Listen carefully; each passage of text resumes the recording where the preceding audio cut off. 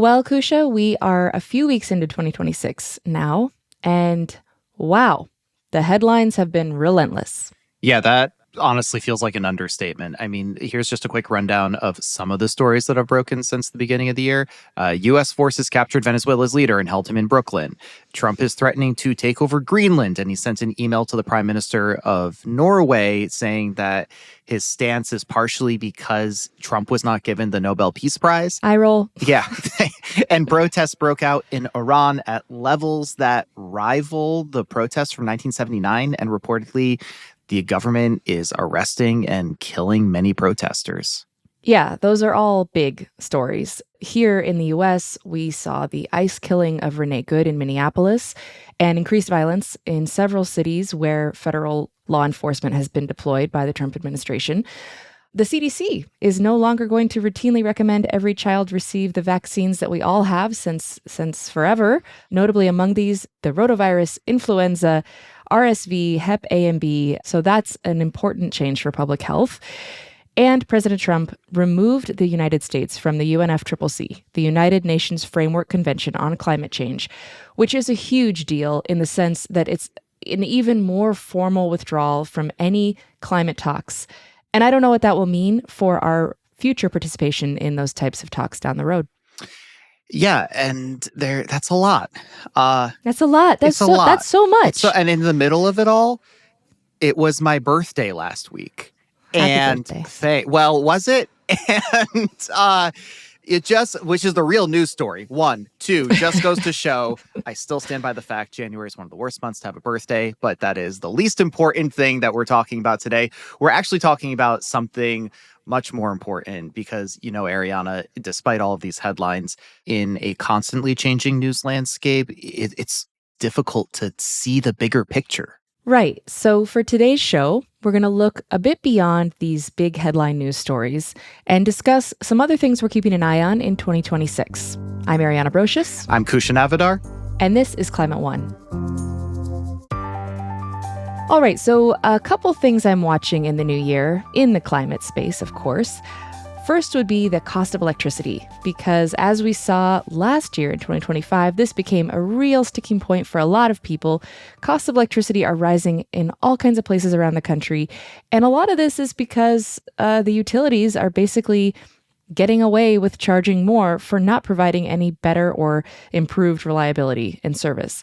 So I'm going to be looking at ways places are challenging that and how they might be able to bring down the costs.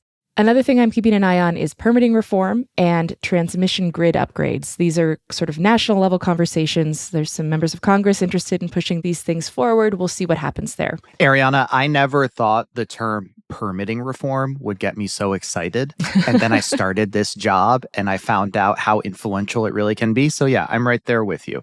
I am also looking at congestion pricing because I live close to the area where it's happening in New York. And there are so many studies coming out about the climate impacts and the quality of life impacts the policy is having. So I'm excited about that. And then also, I'm keeping the eye on EVs because there's a lot of news coming out with battery technology and just how the infrastructure at the state level across the country might be changing to make EV ownership more convenient. Yeah, and I just saw a headline, an encouraging one, about the debut of, 6 or 7 new reasonably priced EVs that are going to be coming out onto the market in 2026. So that's good. Oh, from a specific maker? Well, the Leaf is coming back, the Nissan Leaf, of which I am a proud owner. Whoa. I Chevy love the Bolt. Leaf. Yeah. And Subaru is unveiling a new EV called the Uncharted. Whoa, that's so Subaru. I bet it's still going to be manual. That's an inside joke for people who own Subarus. So we'll see. And so, another thing we've been discussing a lot here on the team and that I've been thinking about is the importance and the role of local action. Since the Trump administration seems to be taking the fingers in ear approach to the climate crisis, I think that's the technical term. La, head in the sand, something like that. But I do think it's worse than that. I mean, he's not just ignoring the evidence, he's deliberately burying it and erasing it. But the federal government is not the only force in this country. That's right. Many subnational authorities, so that's anything that is lower than federal, they're continuing their own research and development of more sustainable solutions. And one area where a big difference could be made is transportation. Transportation accounts for roughly 28% of greenhouse gas emissions in the US. The fastest solution for cutting those emissions significantly is to electrify as many vehicles as quickly as possible. So if you want that to happen, the technology has to be reliable, it has to be convenient. That takes a lot of work. And so I spoke with Justine Johnson. She's Chief Mobility Officer for the state of Michigan. We talked about what they are doing to electrify mobility. Mobility has been a topic that I think has been isolated. Mobility and transportation are really through lines. They're this thread that connects topics like housing and education. It's a thread that you can find in every single sector and every single, industry topic. How you move, and we are nomadic people, right? We are people who've been moving since the beginning of civilization. And we've been moving because we're in search of food, we're in search of shelter, we're in search of opportunity, we're in search of trade. I mean, this is not changed. Like since the beginning of, I don't know, Lucy, like this is nothing's changed. Like Yeah. Lucy was moving, Right. So I think it's like sometimes I think we are quick to say that's a transportation theme and not really take a holistic approach of like all of these themes that we're dealing with, all these policies, topics, and issues are woven together in such a dynamic way. In the state of Michigan, one thing I'm really proud of under Governor Whitmer's leadership was creating an Office of Future Mobility and Electrification. This is the first office of its kind in the United States. And I commend, the leadership within the state for that because while the automotive industry is a very important part of the economic profile of the state, fourth of the state's gross domestic product comes from the automotive industry, right? And it's Mm. very important to have that. But also, how do we think about the evolution of those industries, right? And how does that start to show up with the intention around affordability? How do you start to get, more resources to people? Before we thought about transportation planning as like going from point A to point B, now it is a matter of the things coming to us, right? Like that is what makes something efficient and effective. So 25% of the GDP comes from the auto industry, and thinking about in a future where we are redefining our relationship with mobility, how can we equip individuals to meet them where they are with the ways that they are getting around and the ways that things are getting to them? How would you react to that summary? Yeah, I'd say that's spot on. I'd also add that this is a conversation of economic mobility as well as the relationship of how we will move as a society. This is all about the movement of people, goods, and information that allows them to have a quality life, and a quality life being able to breathe clean air, being able to get to your jobs, being able to get your children to school, going to work, having that ecosystem work on the behalf of you as an individual and as a collective society. Yeah, I hear you. I hear you. You're kind of talking about mobility in two different ways there. You're talking about getting around and you're talking about going up, so to Yeah, speak. Yeah. yeah. In terms of electrification of transportation, you are watching a lot. So I want to go through some top of mind pieces with you. Number one is charging infrastructure. So there was a lot of money promised in the bipartisan infrastructure law and in the Inflation Reduction Act for EV charging. What is the future of EV charging? So we in the state of Michigan are very focused in building out charging infrastructure to accelerate the rate of adoption of electric vehicles. So we know that we need to have the infrastructure in place so people can feel comfortable. Concepts like range anxiety. I don't say now I'm using air quotes because I actually don't subscribe to range anxiety. I actually subscribe to charger reliability. I want Oh, to know nice. that when I get to a charger that it's actually working. That's what I want at the end of the day. Like, Yeah. if I can plan for my trip and I'd say, okay, here's where I need to charge my vehicle. By the time I get there, I need to charge. I don't want to be in a situation where there's like, oh, it's not working. Yeah. So we do have close to about 4,000 charging stations across the state. We did secure NEVI dollars, National Electric Vehicle Infrastructure Program, under the Biden-Harris administration. So $110 million was slated for the NEVI project. We were able to issue a little over half of that money for DC fast charging infrastructure along alternative fuel corridors. We also, as a state have really embraced what the future of charging would look like. And we have a partnership with Department of Transportation, City of Detroit, Michigan Central, Electrion, which is having the first public wireless charging roadway in the United States located in Detroit. And I was so, reading about this. This is the cool. yeah. I'm so happy you brought this up. I was hoping we would talk about this. Sorry, go ahead. I'm Yeah. just very No, excited. So, we're thinking about what is the role of charging, especially when we think about use cases such as public transit, where these are vehicles that are operating, essentially on a fixed route.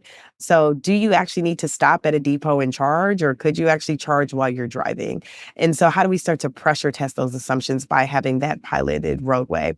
Same thing for delivery vehicles. A lot of times there may be a certain route based on where the distribution center is, where they're maybe doing their pickups. So how do you start to think about, instead of those vehicles sleeping overnight at a charging station, maybe there's a mixture of both, right? There's a hybrid. Maybe some hours are dedicated to charging at night, but when they're actually on the road, they're able to maintain that charge while they're running their routes. And in prep for this interview, I was reading about this. The technology itself is similar, as I understand it, to the technology that charges your cell phone wirelessly Yes. when you put it on the stand. Qi wireless charging, I think it's called. Yes. Okay. Yes. So that sounds very cool. Some may say amazing. How practical is it? I will say I remember the day that the team ripped up the road. And when I say ripped up the road, I think there was probably 4 inches of asphalt that was removed. And then there was essentially a magnetic coil that was put in the road, and then they paved over it, and then it was done. It was, I thought it was going to be like days of construction. No, I think they started at 9. They probably were done at 3, if that, and I'm probably being like generous by saying 3. It probably finished a lot earlier. Yeah. So easy to install, but Oh, yeah. how effective? Like what is it? What are you spending 2026 thinking about in terms of this project? Yeah. So the role of how do you expand this particular pilot? Like I said, the pilot right now is in Corktown, so City of Detroit, in a neighborhood called Corktown, in an innovation district. So that's important because we wanted to see who would be able to really get a chance to really understand how the technology is working. So there's that piece. But the goal is to expand. And so how do we start to expand this type of technology? Of course, the end user is very important because we know that, to operate that infrastructure, we need to make sure that there is a viable user for that particular roadway. So how do you start to bring on more partners to the table to say, hey, if you own a fleet of vehicles, test this road out and see how it's performing for you and some of your immediate needs. So you think about goods delivery. We have some goods delivery use cases popping up, but also there's a mixture of dynamic and static charging. Dynamic charging is charging while you're actually driving on the road. So there's a receiver that's installed underneath the vehicle.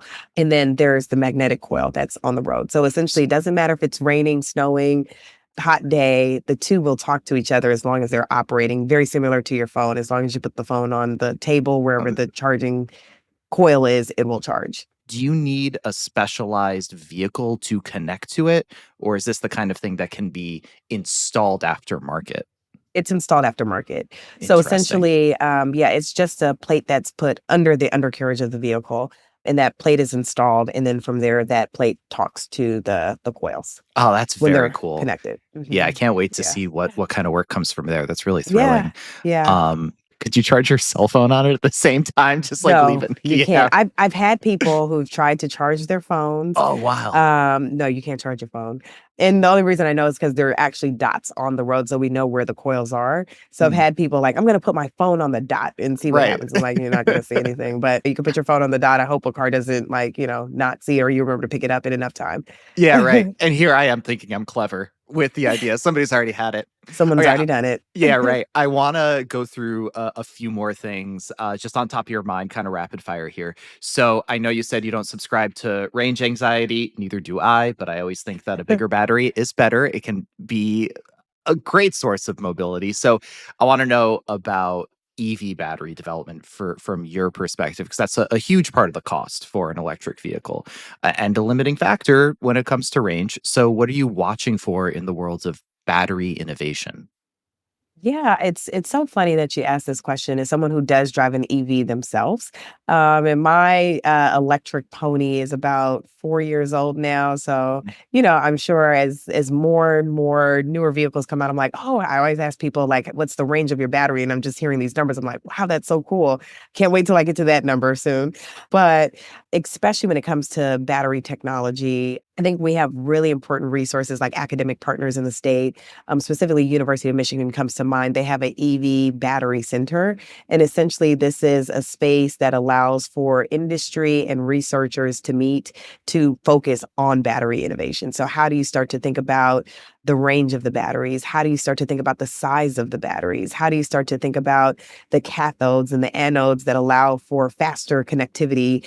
What types of non-rare earth minerals can be utilized now to make these battery cells? How do we start to reduce our dependency on rare earth minerals and materials to build batteries? And how do we start to figure out other types of chemistries that are not, in that classification? So I'm excited about that. I do think, it's kind of like I always remind people when flat screen TVs first came out, they were bulky and they were heavy. Right. And, Mhm. you were just like, it was cool. But I mean, I still remember kind of my first flat screen TV. It was a heavy, it was Mine a was a heavy. Samsung, and I hooked up a PlayStation 2 to it, and I thought, this is great, and it's never moving out of this house because Yeah. no one's going to be able to move it. Yes, and you think about, it's just at CES in January, and they're displaying wallpaper TV, like it's as thin as wallpaper. Mhm. And so you think about just like in a matter of years, how much the TV has evolved. They're getting thinner and thinner and lighter, and the quality is getting better. I think the same thing's going to happen, especially with batteries. So let's talk about what you're looking at with advanced air mobility, because you had mentioned Yeah. drones earlier. Yeah, so last year in the state of Michigan, the governor had signed an executive directive really focusing on all things advanced air mobility, manufacturing, because in Michigan we can make them, and as well as thinking about deployments for both commercial and defense related applications. I think about this a lot in terms of what that's going to mean for 2026. How do we build the infrastructure that's going to be needed to support where drones and where eVTOLs will take off and land? How can drones be a first responder? Helping our first responders do their jobs even more effectively. They're already putting their lives on the line every single day. How do you start to right size by having more information very quickly to assess the scene? You also think about, for the defense related perspectives, counter UAS systems. So if there is a drone that's flying, we don't want a situation where drones are flying and people are scared. And what is this? How do you, detect a drone that may be flying in a space where it's not supposed to? And how do you then deter that drone from that particular space? Agriculture, the utilization of drones specifically for crop analysis, pesticides, seeding. And then the other part of this is B2B logistics. Imagine you take Mm. your car to get fixed and they say, oh, you know what, I'm so sorry, we have to keep it overnight because we're waiting for a part. It's going to get delivered tomorrow. Imagine a world where it's like, actually, we don't have the part, but we're actually going to just have it dispatched via this drone dropped off. Similarly, medical health delivery, right? CVS Health is another grant recipient as part of our Advanced Air Mobility Activation Fund. So how do we get prescription drugs, specialty prescription drugs to people who may live really, really far from a pharmacy? How do you start to remove the barrier of, the distance that someone lives in proximity to their healthcare needs and bringing those resources to them as well? Yeah, it is crucial. I mean, back when I worked in the tech industry in the mid 2010s, a significant amount of my work was writing about this idea, right, of drone delivery for first responders, for inaccessible areas where you need help, all of those things. And it's so interesting that you brought up the Advanced Air Mobility Activation Fund, because the first thing that popped into my head was all of this research takes money. And Yep. money nowadays for these advanced systems Yeah. can be difficult to find. So, last thing I want to ask you about is, where do you see innovation in financing? One of the things that I'm really proud of serving as the chief mobility officer for the state is that I run an office that I always tell people we're the office that kind of embraces risk. We're the one who says, oh, it's hard. All right, let's try it. It's difficult. Okay, let's do it. Let's just figure it out. Right. And so I do think when we talk about financing that, we start with non-dilutive grant funds. And those grant funds allow us to issue funding to companies who are saying, hey, I have a solution and I can, address a particular problem. More recently, we've started something very new with our funding where we have something called statewide advanced aerial mobility challenges. This was the focus for this one right now is aerial mobility. As part of these statewide challenges to really assess how many state departments have a big issue that there's the mobility solve here, right? Like they may not realize it, but like mobility could be an answer. Mm. And we as an office are then putting out solicitations to industry all around the world. Hey, we're looking for someone who can do this. Can you do this? And there is grant funding associated with this particular project. Ultimately, the end of the goal is think about ways and potentially how the state can be a customer of this type of technology. And how do you start to be a customer? We have to de-risk it. And so this pilot or this demonstration period and these non-dilutive grants that are, associated with a sprint are the ways in which you start to reduce the risk for government. We've already done the analysis. We know that they can do this. We know that they've done these assessments. You start to build out your metrics in terms of what success looks like. And hopefully, my goal here is how do we start to influence the procurement process moving forward, where we start to bring innovation into this dialogue and conversation. And as a state and states across the United States, how do we start to say, and now we're going to associate funding to innovative procurement solutions? Justine, 2026 sounds like it's going to be a banner year for Michigan innovation for transportation. I might have to plan a trip to go to Michigan just to drive on that wireless EV charging roadway to see what it's like. And I will not hold out my cell phone while I do it because I talk to you. So I really appreciate getting to speak with you. Justine Johnson is Chief Mobility Officer of Michigan. Thanks so much for joining us. Thanks for having me.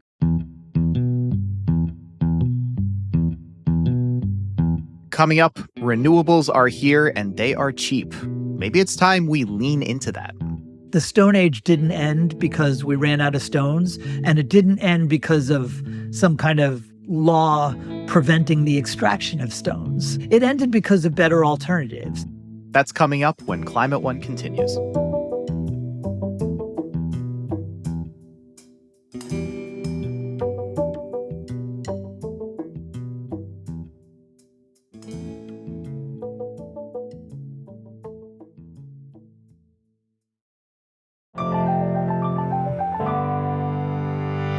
We've heard about some of the exciting things Michigan is doing to address the transportation sector.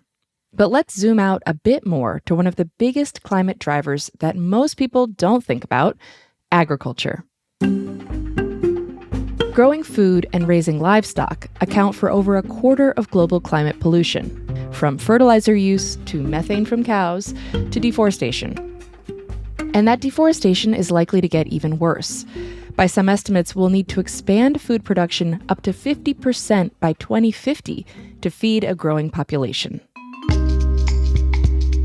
Michael Grunwald is a journalist and author of We Are Eating the Earth.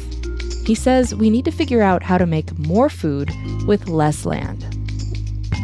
Even those of us who live in cities and suburbs, we know when we take a cross-country flight and look out the window and see all those circles and rectangles, can see that there's a lot of agriculture out there. But it turns out that there's a lot of agriculture out there. Our cities and suburbs only cover like 1% of the Earth's land, and farms and pastures are now nearly 40%. We're losing a soccer field worth of forest to agriculture every 6 seconds.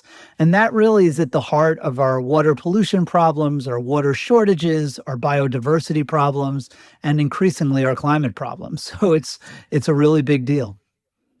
So how do we begin to address this? The scale you're talking about is intimidating. I mean, how do we make more food with less land? Yeah.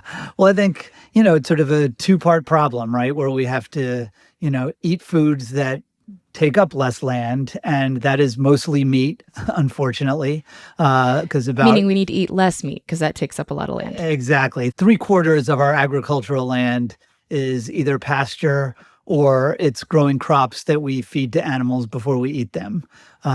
So we have to eat less meat, and also on the demand side, we need to waste less food, right? Because we waste about a quarter of our food. That means we waste about a quarter of the land we use to grow the food. We use a landmass the size of China to grow garbage. But then, as you said, this isn't just going to be solved on the demand side, and we are going to have to make more food with less land. And that means we are going to have to increase our yields, because when we make more food per acre, we don't need as many acres to make the same amount of food. And so that leads to some uncomfortable places, right? For people who would like these kind of like all organic, regenerative, sort of low yield, kinder and gentler farming. Well, it turns out that that often makes less food per acre and needs more acres to make the same amount of food. It eats more of the earth. So we really do need highly productive food, whether that's done with chemicals and pesticides and fertilizers and gene editing and GMOs. It can, sometimes lead us into uncomfortable places. Yeah. So you touched on beef cattle, which are kind of a staple for many Americans. They use nearly half of the world's agricultural land to produce just 3% of its calories. As you noted, factory farms are far more efficient than free-range cattle. There are other impacts to consider here I don't want to totally gloss over, like animal health and welfare, manure handling, disease, things that can come from concentrated animal feeding operations. However, from an efficiency standpoint, they are much better. Does that make them good? It doesn't make them good, right? And you mentioned a lot of reasons why, right? They treat people badly. They treat animals badly. They use too many antibiotics. Their politics usually suck. And those are real issues, right? The fact that they could contribute to the next pandemic is something we have to keep in mind.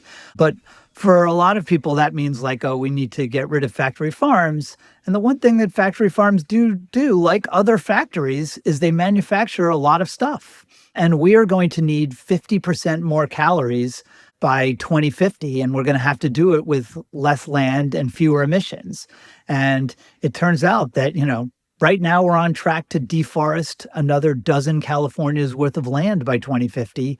Factory farms, by making more food with less land, can help us avoid that kind of problem. Yeah, that is a staggering statistic. We've talked on the show recently about the Amazon rainforest as an example of this. Obviously, it's a very often cited example, but, clearing of the Amazon to plant soybeans, which then go to feed cows, which then go to feed people. And that just a highly inefficient system that's doing more harm than good, I think is a fair assessment. There is, though, a growing demand for meat in terms of the global diet. People who are becoming less poor want to eat meat. That's a good thing that people are becoming less poor. But 5 or 6 years ago, plant-based meat companies like Impossible and Beyond Meat were kind of all the rage. What happened? Well, the short answer is the dogs didn't like the food, right? Like plant-based meat, it uses 90% less land than meat-based meat, or certainly beef-based meat. And obviously it kills 100% fewer animals, which is also great. It's in many ways a remarkable technological achievement that these companies have created meat out of plants that tastes like 80% as good as the real thing and only costs 50% more. And that was enough to encourage people to try it and find that it actually was better than those old, veggie burger hockey pucks, but it wasn't as good as meat. So they didn't keep eating it. The good news is that while the cow is a pretty mature technology, fake meat isn't. Whether that's meat made of plants or made of fungi or made out of animal cells in a kind of brewery. I do think that there's still a lot of hope. Human beings don't seem to be really great at making big sacrifices for the good of the planet, but we're pretty excellent at inventing things. And I assume that, even if fake meat hasn't yet taken over the world, someday it could. Yeah, I try to avoid eating meat most of the time, and I've had a number of these fake meat burgers, and I will tell you there have been at least 2 occasions where I actually asked the server if they would confirm that it was not meat because it was so the way it was prepared. And, I know some are better than others, but I was fooled. Well, there's no longer any reason really to have a chicken nugget. I mean, and who even knows what's in a chicken nugget, right? I mean, but in blind taste tests, now the plant-based nuggets beat the alleged chicken-based nuggets, right? And they're just mostly vehicles for sauces anyway. And you're starting to see some of the burgers come close. Where there's really still a long way to go is with the kind of the whole cuts, whether it's, the beef tenderloin or the steaks or the pork chops, the more complex cuts. And there, I think some of the cultivated meat made from actual animal cells, they may be more promising in the long run. So let's pivot for a second to some of the technological advances here. In the ag tech space, you've written about watching everything from Uber for tractors, Tinder for cattle, and Fitbit for pigs, which each and of themselves are pretty interesting, to biopesticides that use the RNA technology behind the coronavirus vaccines to constipate beetles to death. What is happening here? Why would we want to do that? Well, again, I mean, that biopesticide is a perfect example, right? If you can use just a teaspoon of this stuff, can really cover an entire field. But it's sort of like sending in Jason Bourne to kill the bad guy rather than sending in a nuclear bomb and you have to blow up the entire field. You can use just a little bit of this biopesticide and it sends these messages to the bad guys, the potato beetles, to die essentially. But it doesn't kill any of the plants or any of the ladybugs or any of the beneficial organisms. And it doesn't use fossil fuels like, synthetic fertilizers do. There are a lot of alternatives, whether it's in the fertilizer world where you're editing the genes of microbes to sort of snatch nitrogen from the air so that you don't have to dump it on the crops.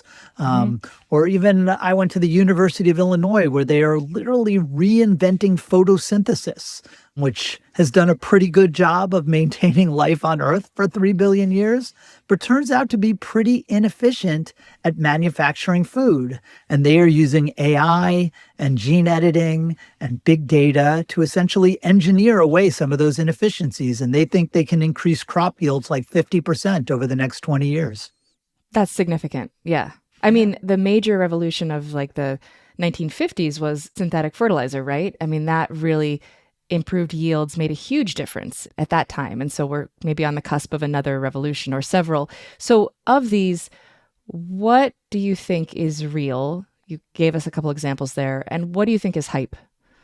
Well, the first thing I have to say is, I wrote about dozens of pretty promising solutions in this book, and none of them really have any traction, at least not yet. There's this big problem and I'm trying to wave my hands in the air and say like, hey, people ought to pay attention to this problem because it's getting worse every day. In many ways, we have not solved the fossil fuel problem, but we do know how to solve it. Right? We need to electrify the global economy and run it on clean electricity. And we've made some progress there, right? We're having this incredible clean energy revolution where 90% of the new power plants built in the world last year were wind or solar or some other zero emissions technology. While with food and agriculture, it's still getting worse. And we really don't know what to do. So part of the answer to your question is we need to test, we need to figure out what works, and then we need to deploy what works, just like we did with solar and wind and electric vehicles. In some ways, the most promising technology I've seen isn't much of a technology at all. It's essentially more efficient pastures. I went down to Brazil and I saw some degraded ranches where there would be like one cow for every 10 acres, and the cows would look like they were on hunger strikes. And then I'd see upgraded ranches where they had invested in better grasses and they fertilized the pastures. And yeah, some of them had feedlots, but you'd see one cow per acre. And that meant they were using only 1/10 as much of the Amazon. So they were eating a lot less of the earth.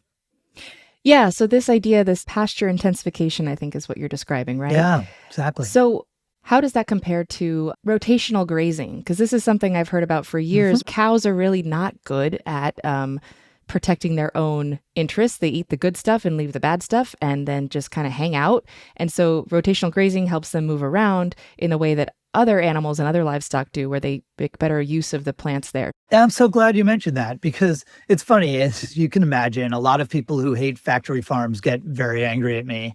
But it turns out that some of these regenerative practices can also help. And rotational grazing is a great example. And integrating cattle in with your crops, and with cover crops, and often with no-till crops. And I think that's great. I think in the food world and the ag world, people tend to get into their silos, right, so to speak, right? Excuse the pun. Good but pun. Yep. Uh-huh. Yeah, you've got your vegan people, you've got your beef people, and you've got your regenerative people and your industrial people. But it does seem like there's a lot that these different groups can learn from each other. And certainly food and agriculture, there is a lot of ideology and sort of politics involved with it. But these are really practical questions, where, more science and more research can really help us get to good answers that can be, sort of good for everybody. We all vote on these issues 3 times a day, right? Right. So we all have an interest in a sort of sustainable food and a sustainable planet. You say that there's a lot of ideology, and I don't disagree. As you know, this last year, 2025, we saw a real rollback, dismantling, defunding, erasure of all kinds of things by the Trump administration. And agriculture took a big hit, as did climate science. And so many of the things that you're talking about, which would benefit from research, from testing, from big universities that have test plots and do all these kinds of things, is getting cut. So what do we do right now? Yeah, it's a real problem, right? I mean, because certainly you would think, particularly research into the kind of things that could help farmers increase their yields, which farmers really like, you would think that the Trump administration, which cares a lot about what farmers think, you'd think at least in that area they wouldn't be cutting so much research, but they're cutting everywhere. I mean, I think these are really hard problems. And honestly, the power of the agricultural industry, which is the most powerful lobby in the United States and in most countries, is going to make this really difficult. But around the world, governments spend $300 billion a year subsidizing agriculture, and most of that is simply no strings attached. So I think, where you want to start is like, hey, can we maybe attach some strings where we will continue to support farmers and make it as profitable as possible to provide food for the 99% of Americans who don't farm. But at the same time, there have to be some responsibilities. A lot of farmers care a lot about their stewardship of the land, but collectively they are stewarding a mess. And I think we have to say, like, hey, we are going to help you produce even more food, but you're going to have to do it with less mess. Yeah. So beyond food and ag, you've written a lot about non-farm politics and policy over the years. As we look ahead at 2026, what are you watching right now in that realm? Well, it's funny because on these climate issues writ large, right, it's really boring to say that the orange man is bad, but the orange man is really bad. And even for those of us who, I often run afoul of some of the kind of climate activism community. And, I might be pointing out that, plastic straws are not a good fight to have. And there's some, maybe we do need some permitting reform, even if that means rolling back some of NEPA and some other environmental laws so that we can get more National clean energy Environmental Policy built. Act. Mm-hmm. Yes, so we can get more clean energy built, even if that also makes it a little bit easier to do fossil fuel projects. There's some of these very complicated arguments. That said, are there areas where there could be progress? Things like geothermal, nuclear power, which seems to have some bipartisan support, maybe even some permitting reform, if you could, pair it with some kind of prohibition on Trump just, destroying the wind and solar industry while opening it up to oil and gas. That could be possible. Maybe the rest of the world is going to have to pick up the slack for the United States. I mean, Denmark just passed an unbelievable agricultural reform act that's going to tax agricultural emissions, but also invest in agricultural technologies and rewild 1 million acres of marginal farmland. So we really have to hope that, the kind of good guys keep doing the good stuff, and that, where there is bad stuff happening, that it can be limited through the courts, through politics, through elections in November. It's just a little bit of a bleak scenario. Yeah. In the positive realm, the costs of solar and wind and batteries keep dropping. And so, in your mind, at what point does the economic momentum become, unstoppable, regardless of policy? Well, I think it is already unstoppable. The question is, how long is this transition going to take? Because it really matters a lot whether we quit using fossil fuels in, 20 years or 40 years.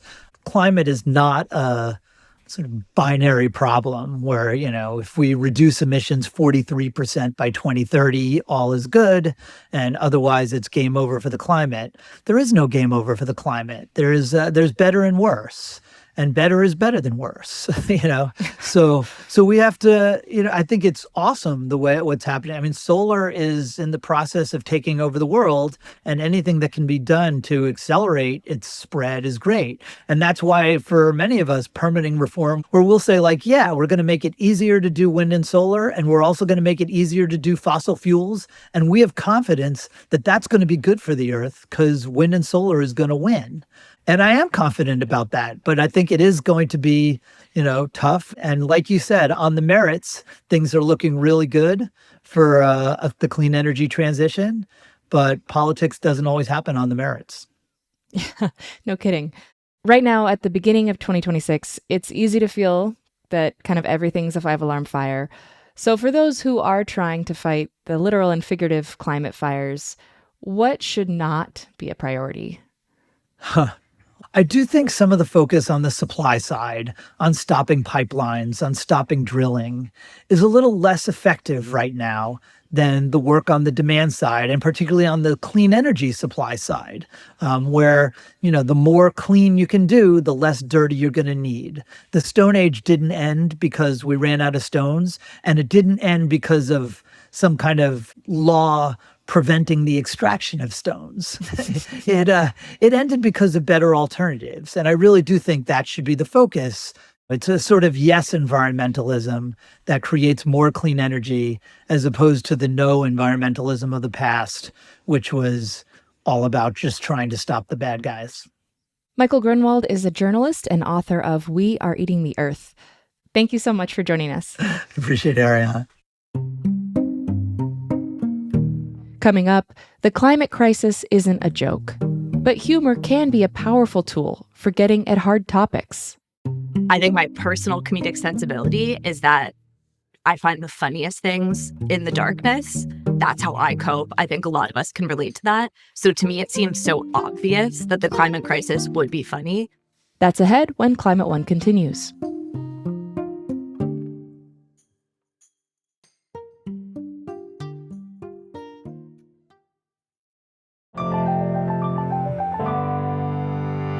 So today we've talked about developments happening nationally and globally. Meanwhile, we are in this moment when there's a massive competition for people's attention. Obviously, that's not unique to this time, but the noise feels so loud. And if you control the narrative, you control the power. Jessie Bluedorn is founder and executive director of the Carmack Collective, a group that uses comedy, art, media, journalism to address cultural narratives around climate and fossil fuels in particular. The biggest thing we're focusing on, both at the Carmack Collective and on the Carmack production side, is combating the fossil fuel industry's control of narrative. So what I mean by that is I think in our day-to-day life, we often don't realize how much of a hand the industry itself has in the talking points we hear. For example, if we think about even the idea of the individual carbon footprint, a lot of us think we're really trying to do something climate friendly by embracing the individual carbon footprint and doing our best. But that was actually a greenwashing tactic invented by BP a number of decades ago to shift the blame from the industry, who is knowingly polluting the earth and killing the climate, onto the individual consumer, who only has a very set number of options, even when they're doing their best. So we're trying to highlight the ways that this kind of propaganda is ongoing. And it's also getting very inventive through things like social media influencers and online gaming. And it's just really not stopping. It's only getting worse. So that's Yeah. where we're focused. I want to talk more about that, like dive deeper into it in a second, but let's just focus on like your work and where you're coming from. So you've talked about countering the fossil fuel industry's narrative, that narrative being that fossil fuels are essential and therefore good. So what counter narratives are you trying to fund into existence? So we're primarily trying to lift up narratives that show just how bad fossil fuels and the industry are. There are a lot of other exciting narratives about solutions and alternatives that are also out there, but we see our specific role as trying to remove the biggest obstacle from the playing field, and that's the fossil fuel industry itself. So, for example, one of the narrative projects that we're working on this year in 2026 explores the role of the PR and ad industry in propping up this fossil fuel propaganda, and how complicit a lot of creatives are behind the scenes in advancing, again, the propaganda of the industry. When you say complicit, do you mean like people who do PR campaigns for the industry, people who are like in and around it as creatives? I think complicit is a big word, and obviously there's a full spectrum, right? So if you're the Yeah. head of the agency that's doing BP's marketing, that's a lot more complicit than, our friend who maybe works there at the entry level and just really needs to pay rent. So I don't want to blame like any individual workers, but if you look at the big firms like Edelman, for example, does still hold a lot of fossil fuel contracts. So I absolutely think the leadership at an agency like that is complicit, because they're making significant income every year on doing PR and messaging for the fossil fuel industry, much of which is dishonest at best and very harmful. Yeah, you also mentioned the Carmack Collective explicitly aims to combat and dismantle the fossil fuel industry rather than just like quote unquote address climate change. This is also a little bit more of a provocative tactic to take. And so I think it takes sort of an emergent and a little bit braver funder to step out and say so explicitly the fossil fuel industry actually has to go. And so I think we're also willing to play that role within the movement. There are a lot of narratives around the fossil fuel industry potentially leading a transition. And is the fossil fuel industry investing a lot in green energy, in algae research? Maybe they're the ones that lead us into the future. And our analysis is that can't possibly be true. That's greenwashing at best. It's lying at worst. If you look at the balance sheets of these companies, the investments they are making in green energy are such a small fraction of the money they continue to make from fossil fuels. They really just have every motivation to keep us on the path we're on. And they have a long track record of lying, and people have died because of it. And I don't think that you would want to call up an arsonist to put out the fire at your house. And I don't think that we should be looking to the fossil fuel industry to take us into a climate just future either. Yeah, that is confrontational, making the arsonist comment. But at the same time, I know the world that I want to build, and I'm going to use every card that I've been dealt to try to build a better future for all of us together. One of those cards that you play to make the world the way you want to see it is comedy, which I am so excited to talk to you about, because you've invested heavily in, and this was kind of new to me, climate comedy. So you're funding projects like the Climate Comedy Cohort and Good Laugh. When you are talking about the climate, where is the funny? I will say, first of all, as a comedian, in addition to a producer and funder, I think my personal comedic sensibility is that I find the funniest things in the darkness. That's how I cope. I think a lot of us can relate to that. So to me, it seems so obvious that the climate crisis would be funny. Like, you have to laugh or you'll cry. And I think, more technically speaking, the comedy for me is often in the absurdity of the situation. Like, it's almost funny how absurd it is that the world's being set on fire. So like one 80-year-old man could buy his seventh house.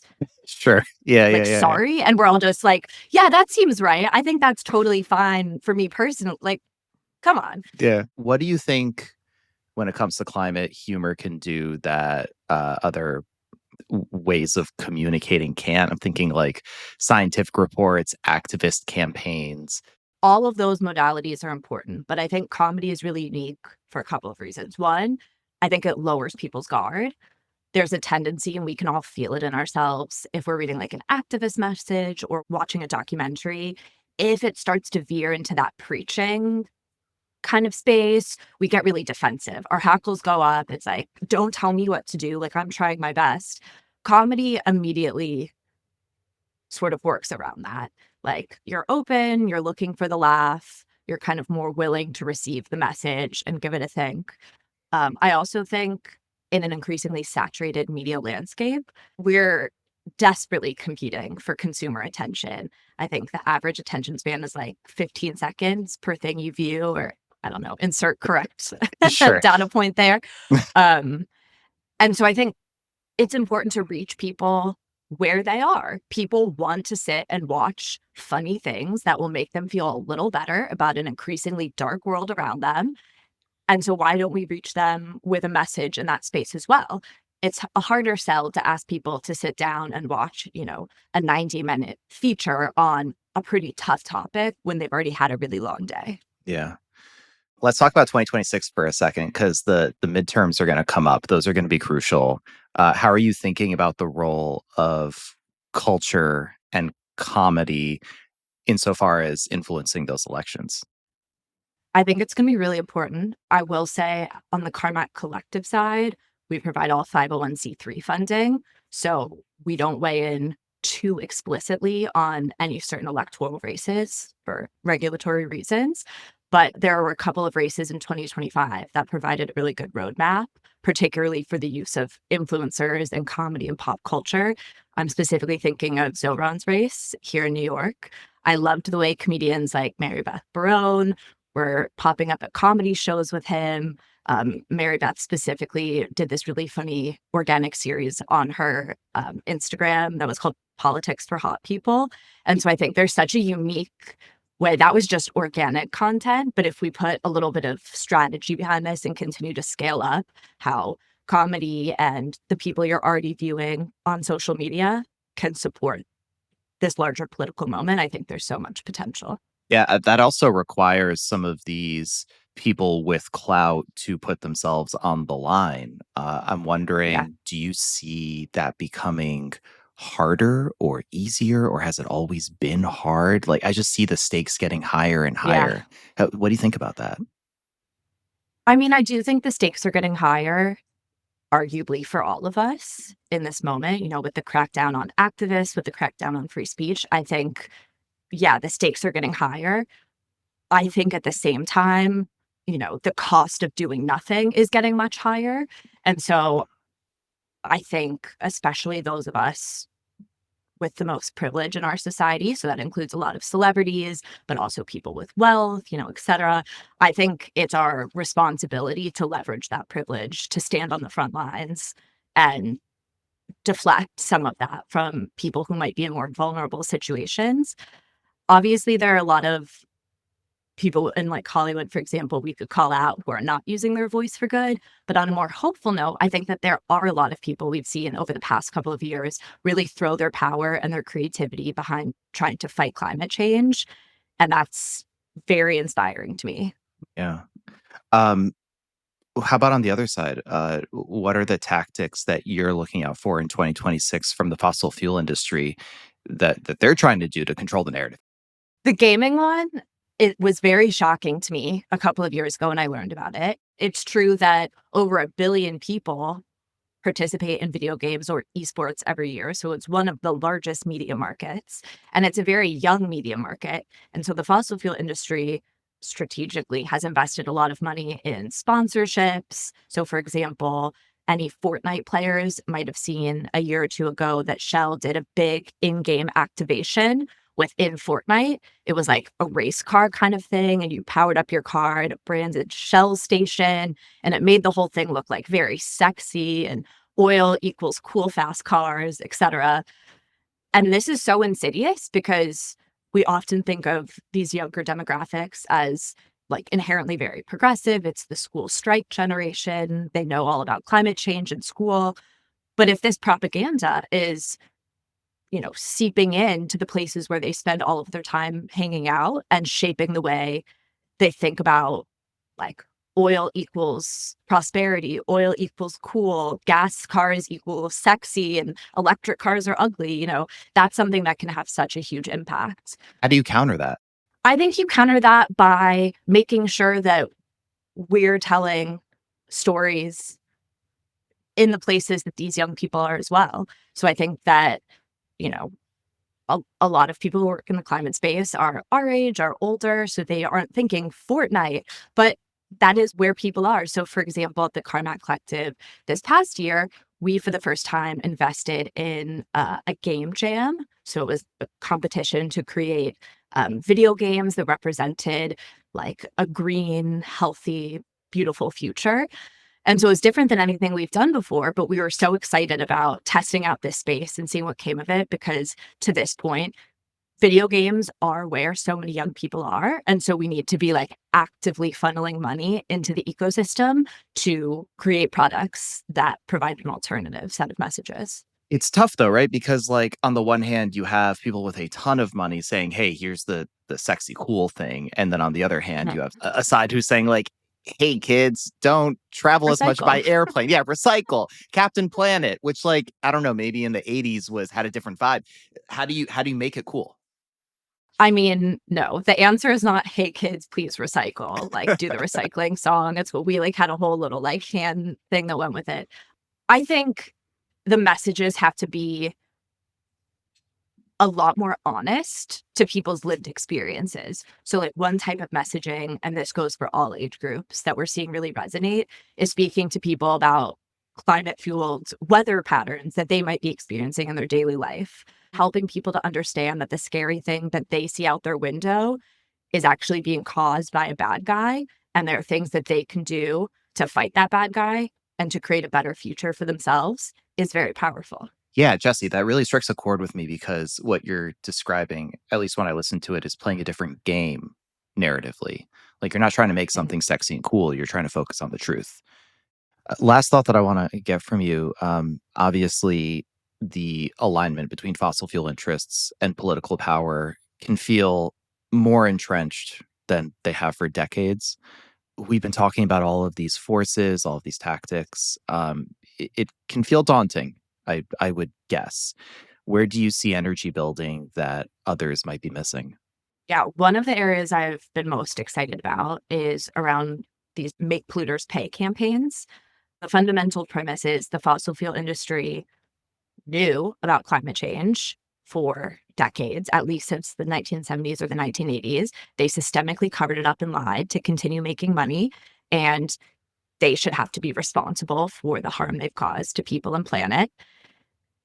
Obviously, we're in a tough situation at the federal government level right now, but there are still a lot of exciting lawsuits and litigation happening at state levels, at city levels. And I also think the broader cultural narrative around Make Polluters Pay is something that's gaining a lot of traction, because there is something so fundamentally American that really transverses the entire political spectrum to the idea that if someone causes harm, they should be responsible for repairing that harm. After the LA wildfires, for example, there was a lot of commentary about, who should be paying for this? How can we hold polluters responsible for the role that they played in this terrible disaster? And so I think on multiple fronts, I feel really hopeful about how that will play out and how we can think about accountability in this moment. Jessie Bluedorn is founder and executive director of the Carmack Collective. Jessie, thanks. Thanks so much. Hey, it's Ariana and Kusha. We have reached the end of our show, and so we often like to share one more thing that's on our minds. Kusha, what's on your mind? I was on Reddit a few weeks ago and I saw this video of somebody lighting a tire on fire. Stay with me, Ariana. Okay, so there's a plastic covering over the tire that is capturing all of the carbon coming off in smoke.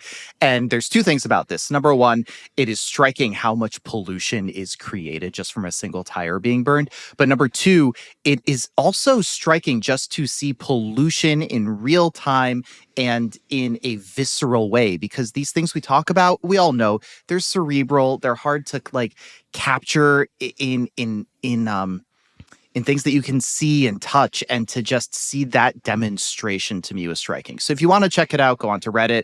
It's in the Be Amazed subreddit, and it's called Pollution from Burning a Single Tire. What do you got?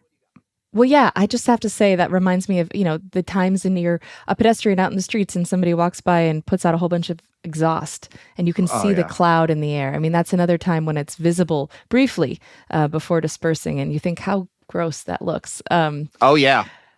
On my mind this week is a public meeting that I attended last week here in Tucson, and it was held by our Attorney General, the State Attorney General, Chris Mays, who is doing these kind of like listening tour meetings of different communities around the state because of high utility prices.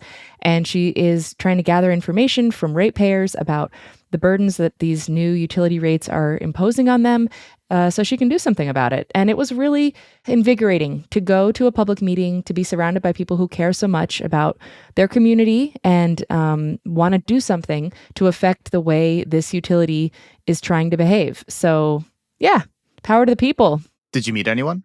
I did. I talked to several people and also just listened to all of the public comments. And, the stories are what you would expect. People who are on limited income, people who are on fixed incomes or have a lot of other budgetary constraints in their lives. And, a 14% rate hike by their utility after a couple years of additional rate hikes is just not something they can bear. So, yeah, that's cool to be in community with people even before you speak to power. I think that's really cool. I hope we get to hear about it in a future episode. We shall. Oh, yay. Good. Well, I look forward to that. That's our show. Thanks for listening. If you're like, hey, I want more Climate One, well, guess what? We have a newsletter. Sign up for it at climateone.org. You'll get so much good stuff, I promise. Climate One is a production of the Commonwealth Club. Our team includes Greg Dalton, Brad Marshland, Jenny Park, Austin Colon, Megan Basilia, Kushan Avidar, and Rachel Lacey. Our theme music is by George Young.